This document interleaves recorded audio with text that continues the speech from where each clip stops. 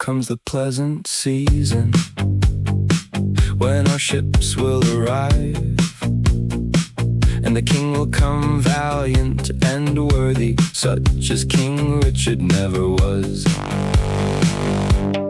Then we will see gold and silver spent, stone throwers dismantled and unstrung, walls breached, towers lowered and brought down, and enemies chained and taken.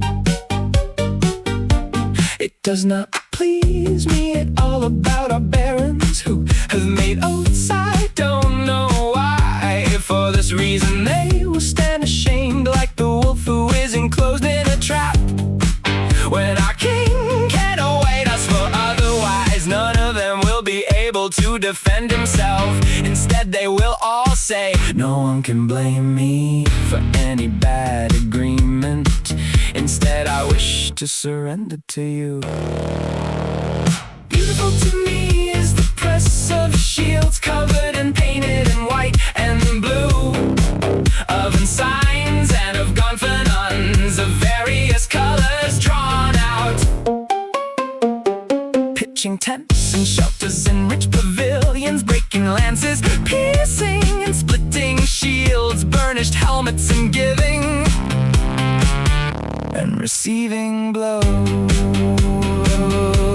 I do not like the company of low-born men, nor of venal whores. Sacks of sterlings and of muttons disgust me when they have come from frauds. And a stingy commander one should hang, and rich men when they're giving wants to sell.